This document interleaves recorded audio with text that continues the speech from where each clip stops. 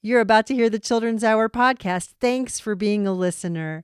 You can find a lot more information about this episode at childrenshour.org. Enjoy the show.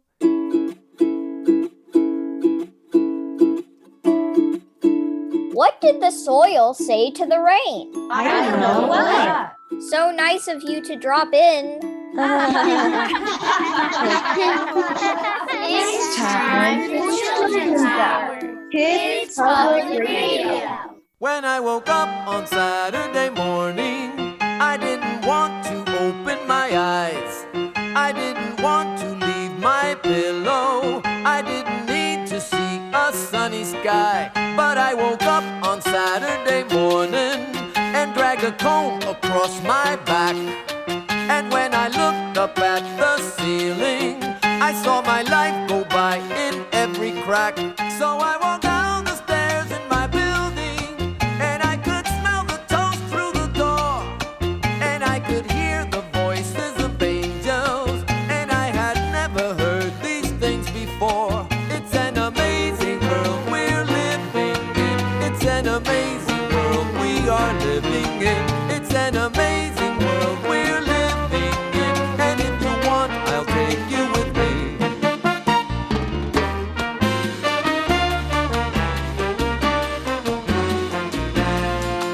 I never knew my ears could listen to all the music in my street. I never saw the sidewalks glistening like there were diamonds underneath my feet. The way the leaves were dancing was charming, the way the sunshine was working through, and every traffic light was singing, and pretty soon I started singing too. It's an amazing world we're living in. It's an amazing world we are living in. It's an amazing world we're living in. And if you want, I'll take you with me. And if you want, I'll take you.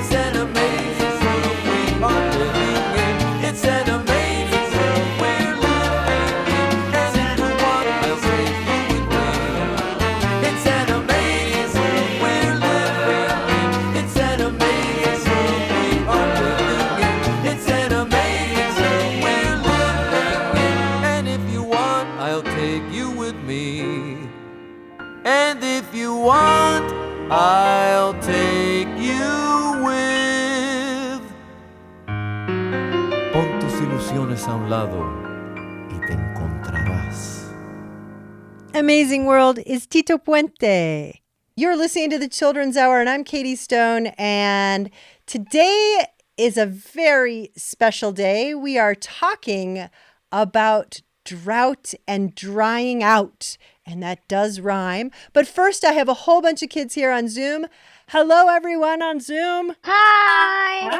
Hi. Hello. Hi. It's so great you're all here. Who's with us today? Hi. It's Illuminata. Hi, it's Cade. Hello, friends. It's Melissa. Hi, it's Daniel. Happy day, it's Maya. Hello, it's Lily. Hi. It's Elaine. Hello. It's Evan. You all, today on the show, we're going to be talking about drought. And we live in the southwestern United States, which is a place that is considered to be in critical extreme drought. Have you noticed that there is a drought in New Mexico, kids on the crew? Yes. Yes. Definitely, for sure. Maya Falcone, what's your hint that there's a drought in New Mexico? Well, obviously we don't get a ton of rain, and sometimes it's hard to grow things, and that is obviously signs of a drought. And then also there are some places in New Mexico that are actually having problems with running out of water. Like running out of drinking water? Yeah. Wow. We need to learn more about that. Hey, anybody else? Well, how can you tell that we're in a drought? Yeah, Soleil. Well, the flowers we planted in our backyard weren't growing. Yeah, Lily Lieberger. Well, it's kind of obvious with the environment we're in that you hear a lot about it, there being a drought, but also I tend to hear it on the news about the fact that parts of New Mexico are in severe drought. Yeah, and in fact, the drought here and in the southwestern United States in general is causing crazy forest fires and so much more. We're going to learn a lot more about drought. What makes a drought? How do we know we're in a drought? How do we get out of a drought? We're going to be talking with Laura Paskus, and she's a longtime environmental reporter here in the state of New Mexico. And we're going to visit with the National Weather Service in Albuquerque about drought, extreme heat, and what's going on with the weather. We're also going to hear from our friends in the Extinction Diaries about how women African rangers are saving animals from extinction. But first, Brave Combo with Kathy Fink and Marcy Markser right here on the Children's Hour.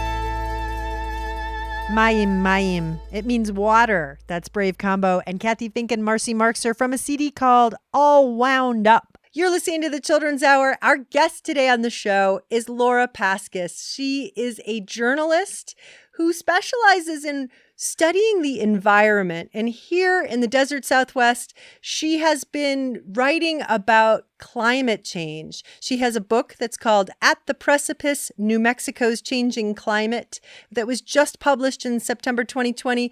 And she's also on our New Mexico PBS channel. She produces a show called Our Land, New Mexico's Environmental Past, Present, and Future. That's a mouthful of an introduction. Welcome to the Children's Hour, Laura Paskus. Thank you, Katie. Thank you, everyone, for having me. I'm really excited to hear your questions, and I hope that I can answer them because I know kids always have the toughest, best questions. Especially our crew. Let's go over to Soleil. How do you start a drought? Drought kind of measures how much precipitation we're getting. Whether that's snowpack, snow in the winter, or monsoons, or spring rains. And so meteorologists track how much precipitation we're getting with how much we need and how much we historically have had. And so right now, all of New Mexico is in drought conditions. And a really big chunk of the state is in what's called exceptional drought and extreme drought. So we're deep in it right now. So it really starts with measuring the amount of rainfall or snow or sleet or hail. That's how it begins. That's how we know. Yeah, and we also look at things like how moist our soil is, because if you have dry year after dry year, your soil just gets drier and drier and drier. Some of it blows away, right? So we also pay attention to things like soil moisture, vegetation and crop moisture, transpiration, kind of like a whole bunch of different things. But really, drought, it has to do with precipitation and moisture versus like when we talk about climate change, a lot of the time, we're talking about temperatures. What is a drought and what does it do?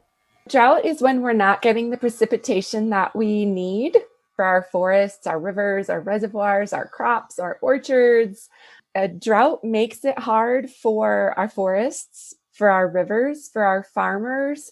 It makes it harder for our cities to supply us with drinking water. So it's a big deal that affects everybody in New Mexico. And it's not just in New Mexico that there's a drought. There's drought happening in other parts of the country and other parts of the world too. We're hearing about forest fires and dry conditions up in the northwestern United States and in places like Oregon and Washington, which we think of as temperate rainforests, and yet are those in drought too? And how can that be? Yeah, we've been seeing a drought kind of moving all around the southwestern United States for basically about 20 years. It's kind of shifting we can see it kind of shifting all over the place, but it can happen anywhere. I remember a few years ago, Georgia was in a very bad drought. The northwestern United States is struggling with that. I grew up in Connecticut, and that's where my mom still lives, and even she has to deal with drought sometimes. So it can happen any place. For New Mexico in the southwestern United States, one of the big things that we see is we're already an arid state. We're already a pretty dry state, right? We don't get that much rain. And so as our temperature increases because of climate change, that warming makes us even drier. Well, that's why, when we started the show, we asked the kids, how do you know we're in a drought? And one of the reasons I asked that is because these are all desert kids who grew up in the desert. And so for us, it's just dry here. And we're used to it being dry here. But then there's something extremely different about drought versus desert. And I know one of the things I'm seeing, Laura, are a lot of dead trees in the mountains. And it used to be that you could go to the mountains and it was always really, really cool because it was high in elevation and there were so many trees making lots of shade. And now there's so much less shade. It's shocking. And there's so many dead trees. There's parts of our mountain that you can't even walk through anymore because there's so many dead trees. And that's part of drought too? Yeah, that's such a great observation, Katie. There's kind of like 3 different things that are going on with drought in forests. One is in some places it's just too dry. And so that dryness and that drought kills the trees on their own. Another thing that happens is drought stresses out the trees. And so when things like bark beetles attack the trees don't have they're like too sucked dry to be able to defend themselves with their sap and push these beetles out. So drought makes trees more susceptible to getting killed by bark beetles and things like pests like that. And then the third thing that we see happening because of drought is in some places, trees that we've grown up with that have, lived in our mountains, grown in our mountains for millennia, it's now too warm and too dry for those species to survive in some places. We're talking with Laura Paskus. She is an environmental journalist based in the state of New Mexico. She's also a producer at our New Mexico PBS.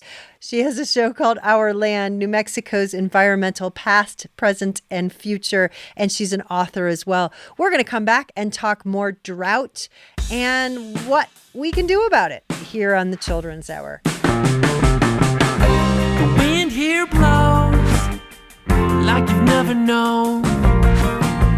You can roast a roast out your bedroom window. Here on the sun, it's so hot and bright. I flip my pillow, it's even warmer on the other side. Let me tell you about the hot nights, hot nights. It's really very hot, it's just not right. I'm trying to explain it. Let me tell you, these hot nights, hot nights. I'm not talking about nightlife like Earth in the 70s. No, I can't relax when it sounds like sizzling bacon outside, with a mouth too dry to even swallow my pride. Don't need my sheet, you don't want to know my temperature either. Feels like I'm in an eternal night fever. Hot nights, like lying on the bowl of a spotlight is the world I'm living in. I'll tell you, these hot nights, it's not the kind of night it might sound like, where I'm saying it's a good thing. Hot nights.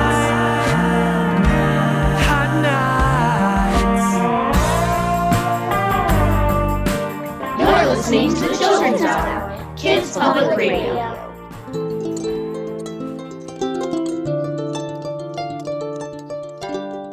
The Children's Hour is produced by the Children's Hour Incorporated, a New Mexico nonprofit dedicated to producing high-quality kids' public radio. Learn more at childrenshour.org.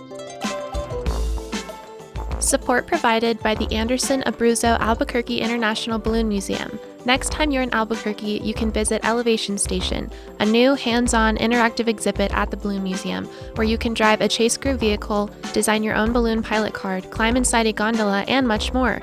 Tickets at cabq.gov/balloon. Support provided by Electric Playhouse, an immersive entertainment and educational experience in Albuquerque, New Mexico. The Playhouse is open. Purchase tickets and learn about camps, play, and other educational opportunities, including future locations and events at electricplayhouse.com.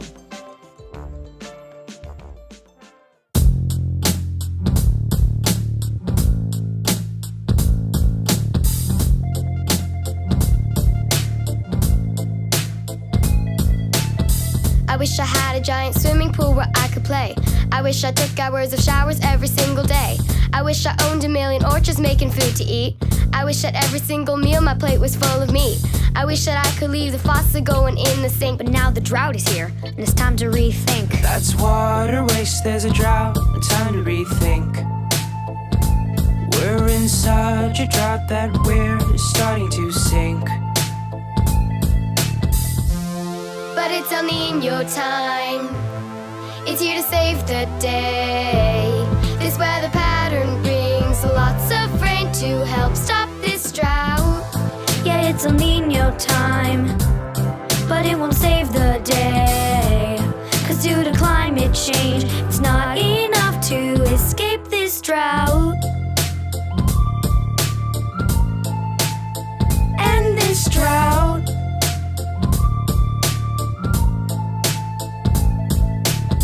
El Nino came from Asia to the equator and here to Cali. It brought warm water and tons of rain throughout the Central Valley. We're trying to get out of it, but the drought is so severe. In order to make up for the past 4 years, we need a lot more rain, sadly. And in the future, the droughts will be worse too. Boo-hoo, you two are contributing to the drought, you've got no clue.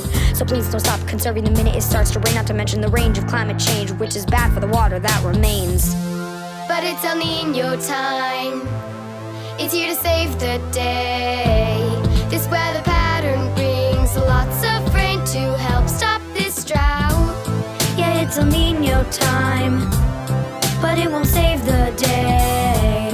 'Cause due to climate change, it's not enough to escape this drought. Start to cut back on things that require lots of water, 'cause the climate's getting worse and the weather's getting hotter. Foods like meat, almonds, and rice are also water wasters too. So wake up, we need to start conserving. Yeah, hotels and restaurants and homes and even our golf courses have been forced to cut back lots on all of their water resources by 25%, and surely was no accident, 'cause we need you to save water. Yeah.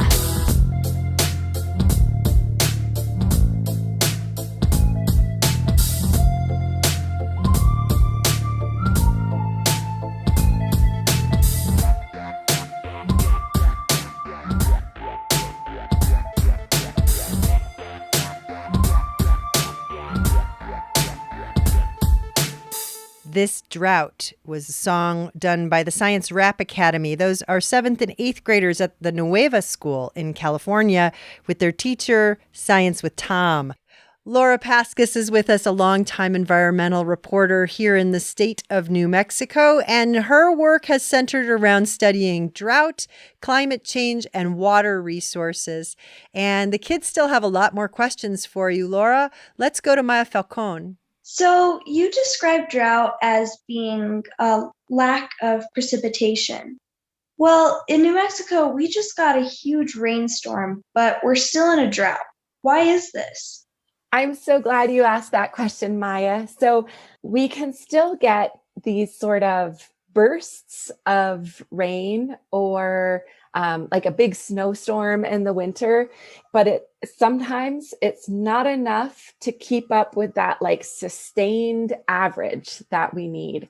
So even say like in a year where we're in drought and maybe we don't have a good monsoon season, we might still get some big storms. And one of the things that happens with climate change is it pushes us to extremes.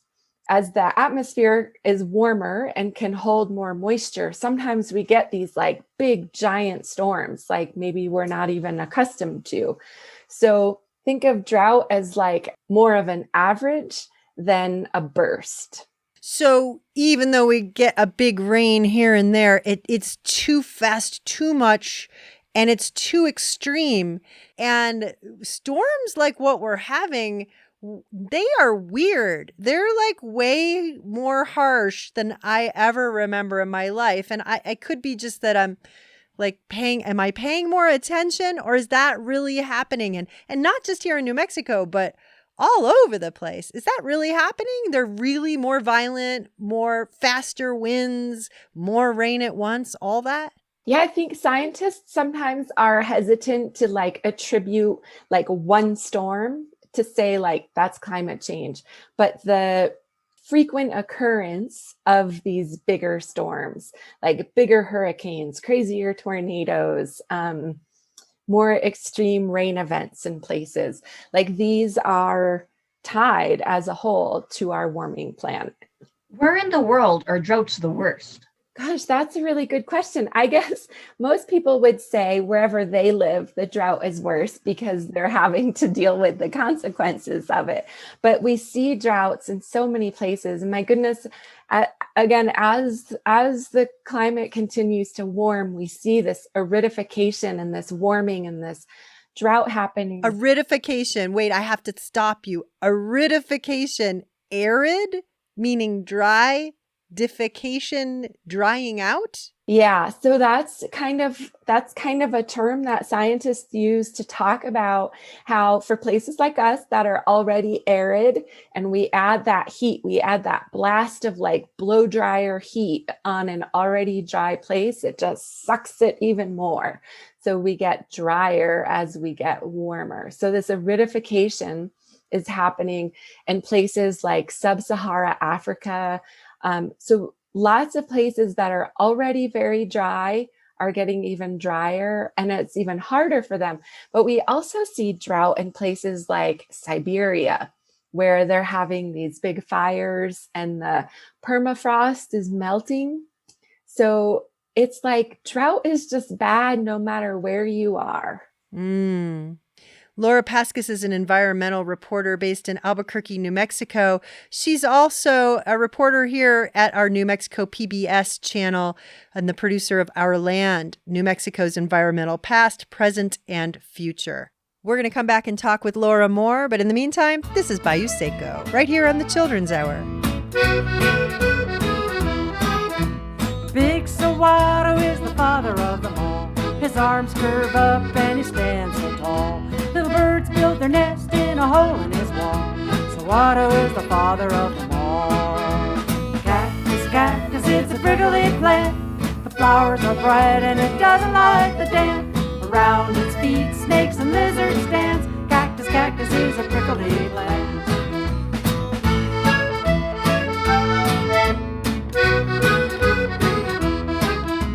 Fat Barrilito is a beautiful sight. Straw-hued flowers in the pale moonlight.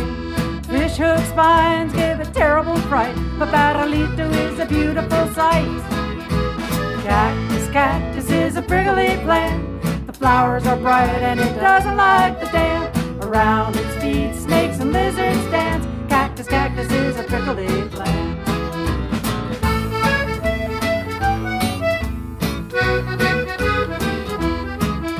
Graceful ocotillo has long wavy arms. Red, red flowers in the springtime warm. Autumn people use the stalks for their mud-covered walls. Ocotillo has long wavy arms.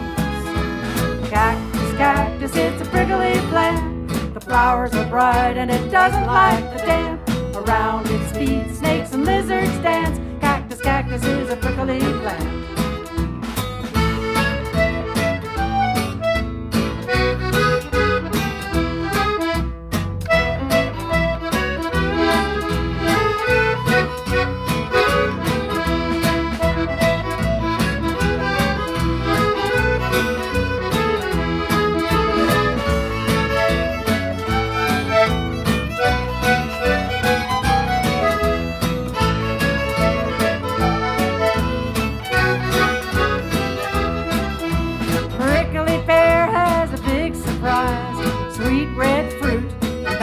Lie. We eat the leaves, no polish when we cut off the spines. Prickly pear has a big surprise.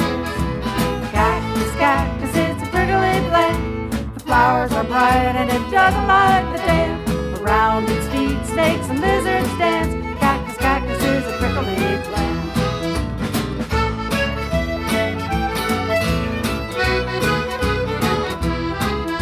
Troya looks fuzzy in the bright sunlight, but you don't want to touch it, because it jumps out to bite.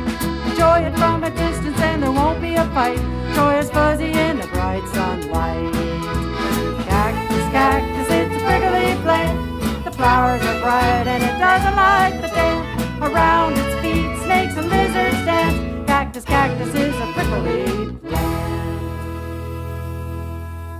coming out of Silver City, New Mexico, Bayou Seco, from their Use It Again CD. This is the Children's Hour.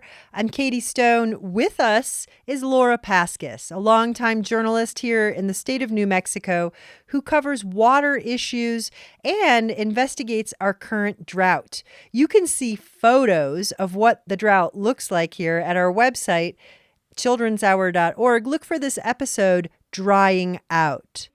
Laura Paskus, what about the future? What can we do right now? Many of us are living in extreme weather, extreme drought, who are listening, and here on the crew, we all are. What can we do? Can we stop the drought, or do we just have to learn to live with it? So in many ways, we do have to be adaptable, right? We humans are adaptable by our very nature. We need to be adaptable. We need to be planning for the future. We can't just hope that next year will be better, like get through this year and next year will be better. We have to anticipate that next year will be hard too. And so it's much better to plan for that ahead of time than to just pretend like these things aren't happening. So I think education is great. Talking about these issues is great. And just kind of being really realistic about what's happening. So in other words, maybe this isn't the time to invest in a boat if you live in the middle of New Mexico, because perhaps you're not going to be able to go boating anytime soon.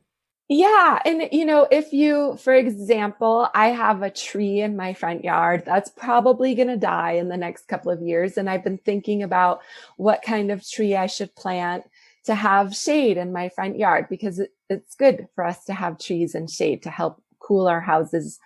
And I've had to accept that certain species we just shouldn't plant. I should not plant a cottonwood tree in my front yard. I should be thinking about what species are going to be doing better here in the future.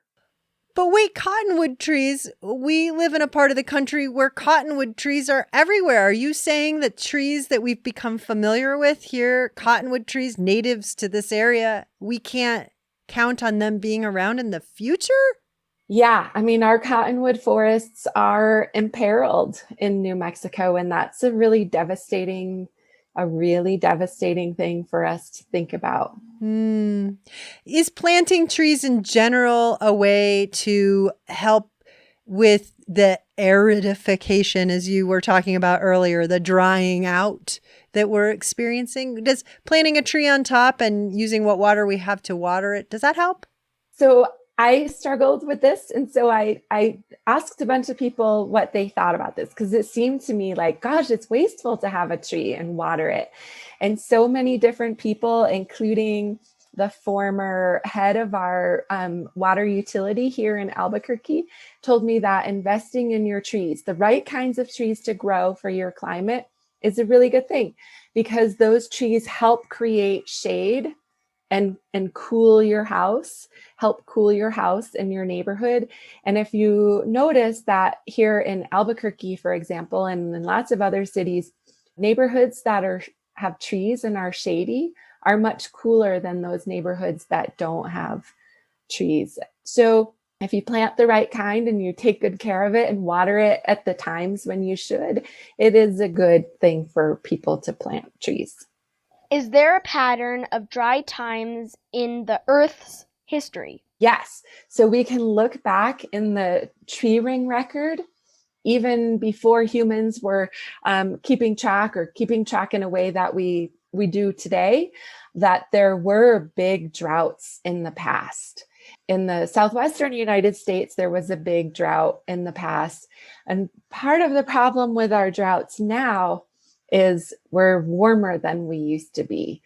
And so that warming makes us even drier. So we had these big mega droughts in the past that caused people to migrate, to leave certain areas that we couldn't live in as a species.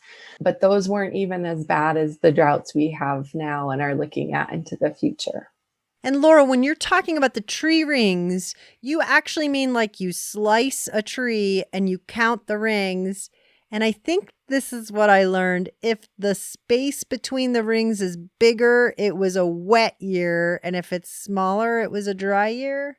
Yeah, and they can even tell with some species of trees, you can see the difference between the snowpack and the summer precipitation.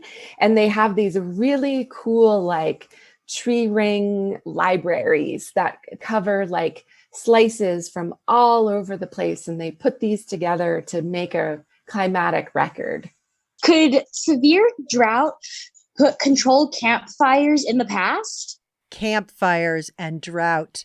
Laura Paskus, it seems like a recipe for a forest fire. It really does. And I love to camp. I love me a fire, but I also know that in the summertime in New Mexico, I don't even touch it. Even if there aren't restrictions, which there are right now, it is so easy for people to let their campfires grow out of control or to not put them out properly. And we see that time and again here in New Mexico, where people's abandoned campfires cause big forest fires that have these long-term impacts on our mountains and our watersheds and our communities. So please just don't have a campfire when it's dry and hot.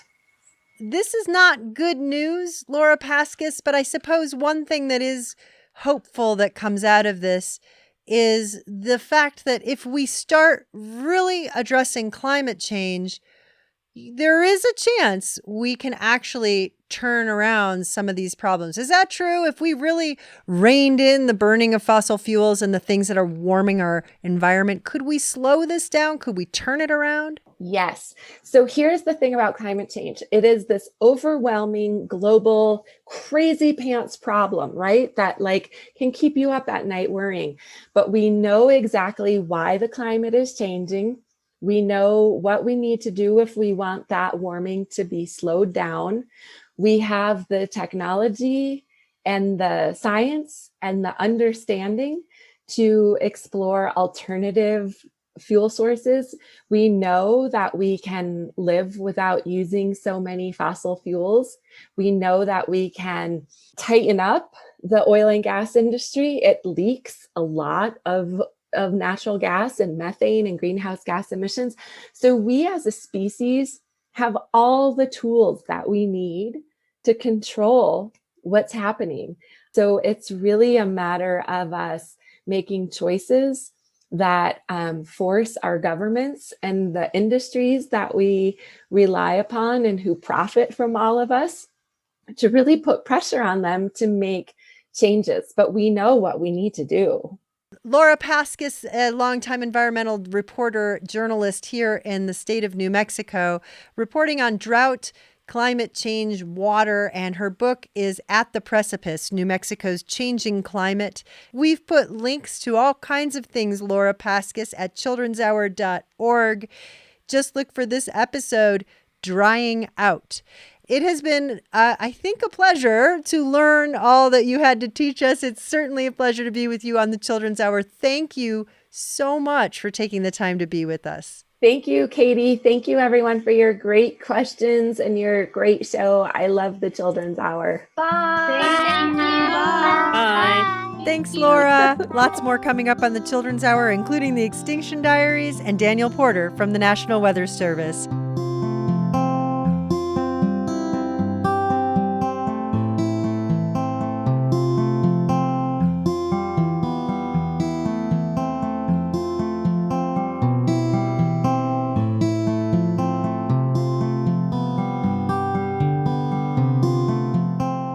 Listening to the Children's Hour, Kids Public Radio.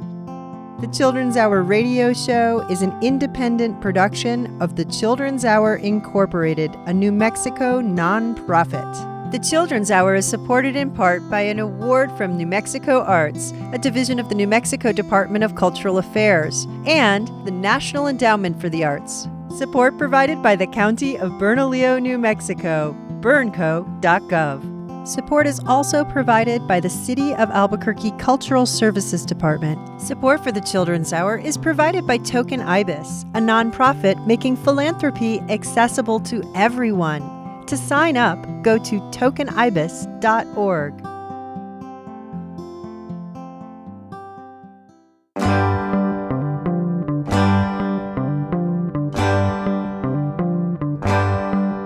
If the rain comes, they run and hide their heads. They might as well be dead. If the rain comes, if the rain comes, when the sun shines, they slip into the shade. When the sun shines, and drink their lemonade. When the sun shines, when the sun shines.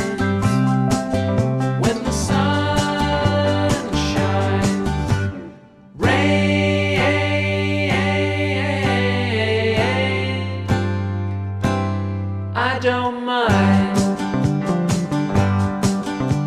Shine.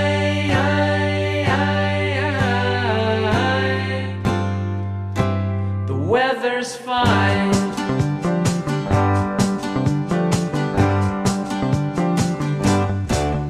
I can show you that when it starts to rain, when the sun shines down, everything's the same. When the sun shines, I can show you.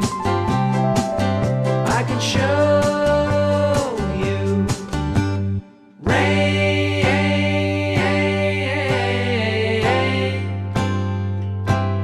I don't mind. Shine.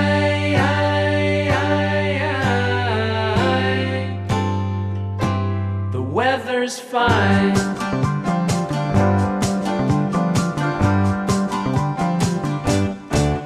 Can you hear me when it rains and shines? When the sun shines, it's just a state of mind. When the sun shines, can you hear me? Can you hear me? Rain.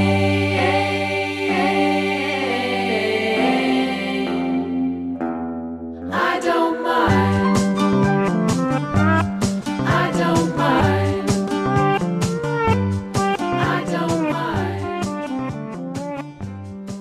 From the way too hot, sunny Seattle, that's Casper Baby Pants with the Beatles song Rain. You're listening to the Children's Hour. I'm Katie Stone, and I wanted to know more about the extreme temperatures that have been occurring all over the country and in Canada. We talked with Daniel Porter. He's the Science and Operations Officer at the National Weather Service Weather Forecast Office in Albuquerque, New Mexico. Daniel Porter's one of the team who helps predict what our weather will be in short term, like this week, next week. He explains how weather works. As meteorologists, we monitor weather patterns, high pressure and low pressure. For the heat, we actually here in New Mexico in the southwestern United States, we've dealt with some record heat. And that's responsible for what we call a dome of high pressure. And when we think of high pressure, that's just basically air that is sinking in the atmosphere. And basically, when you are sinking the air in the atmosphere, you're increasing the pressure. And what you're ultimately doing is heating up the air. When you get high pressure and it's really strong in nature, you don't get very much in the way of clouds. And so you get, during this time of year, as we just hit the solstice, the sun is beating down on the earth and we keep heating that air, particularly in the lower levels of the atmosphere where we live, right down here on the ground, right?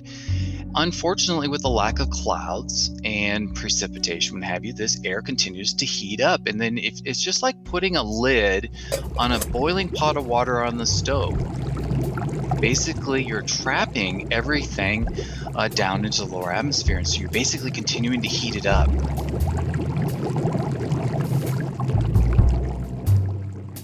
Well, we've had a change in the weather pattern now, and what's a little bit unusual about this is that high pressure system has now moved its way towards the northwest, and it's moved its way into the Pacific Northwest. And so this abnormally strong high pressure is now creating clear skies. It's trapped that air. We're continuing to heat it, and we're talking 115 degrees now, which is pretty abnormal across that part of the country.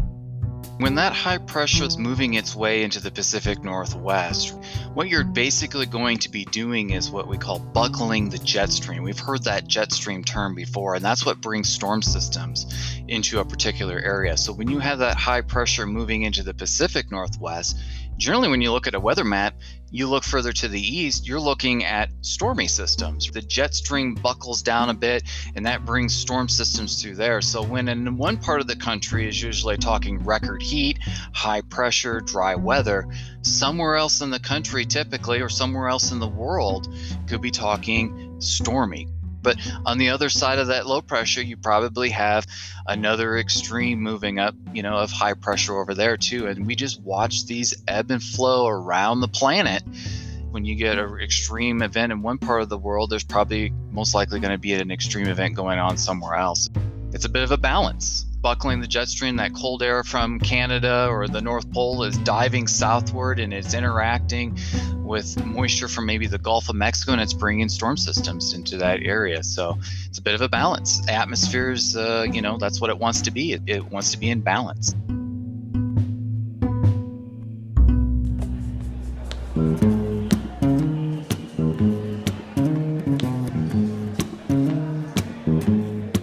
Summertime and the living is easy. Fish are jumping and cotton is high. Your daddy's rich, yeah, and your mommy's good looking. So hush, little baby, don't you cry. No. Summertime and the living is easy. Fish are jumping and cotton is high. Thank you.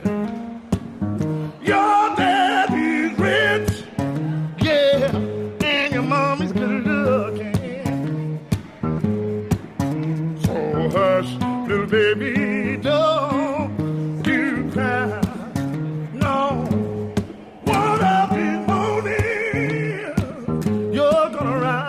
Up singing, then you spread your wings and take to the sky.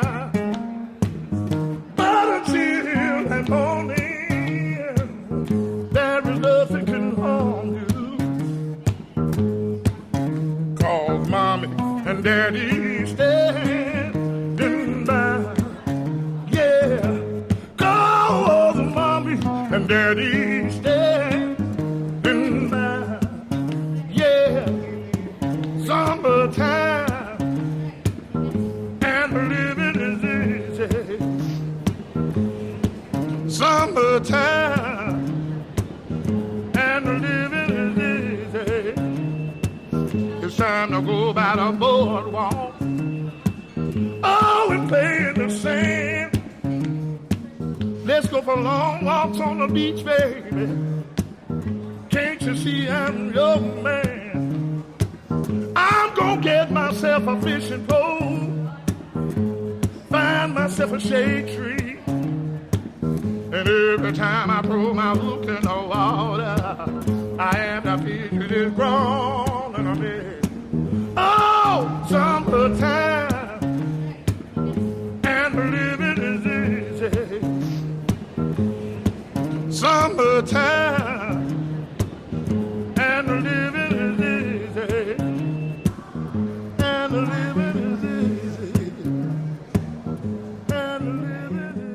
Extinction Diaries.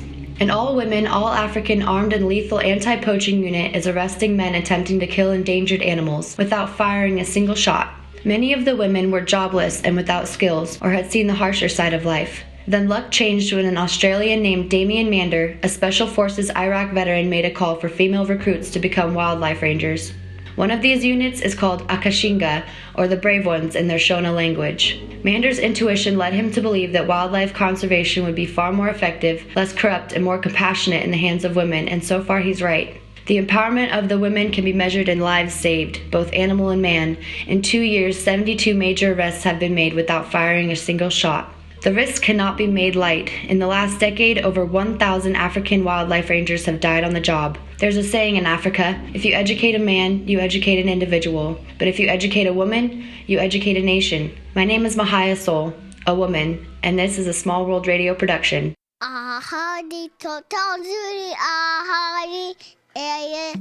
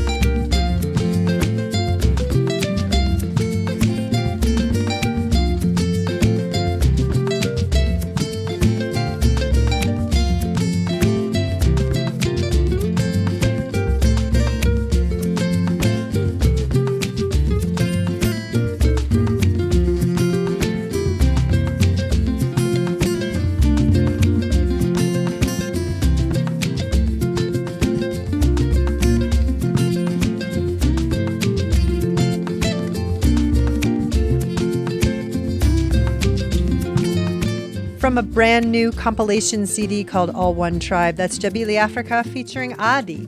And before the Extinction Diaries, you heard Summertime, done by a street musician in the subway of New York, recorded in 2006 on an iPhone. And we have time on the Children's Hour for just one more. This is from a CD called Make Believers, Secret Agent 23 Skidoo. This is Hot Sauce.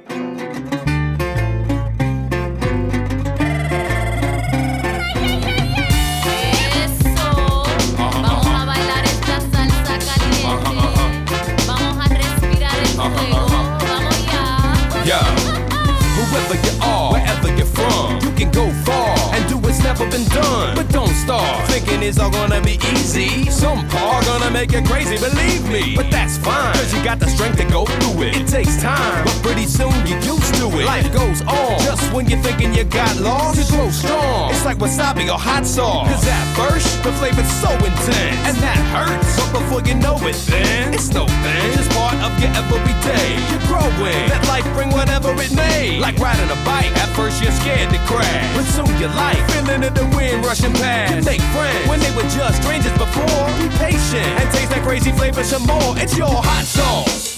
Es caliente. Hot sauce. Sé valiente. Hot sauce. Serás más confidente. Hot sauce. Es picante. Hot sauce. Aguántate. Hot sauce. Y verás que te lleva la corriente. Cuando no estás seguro en tu camino, mírate por adentro, o mejor cambiar tu pensamiento. Sea más positivo con tu propio destino. Solo con la confianza y el sabor de tu salsa picante es algo especial, algo que te mueva. Esa salsa caliente te lleva a un lugar que está llena de oportunidades y todas las posibilidades que puedes imaginar. Y ese fuerte sabor te llena de valor. Podemos lograr cualquiera cosa que podemos en mente cuando tenemos la salsa ardiente. Hot sauce. Es caliente. Hot sauce. Sé valiente. Hot sauce. Serás más confidente. Hot sauce. Es picante. Hot sauce. Aguántate. Hot sauce. Y verás que te lleva la corriente.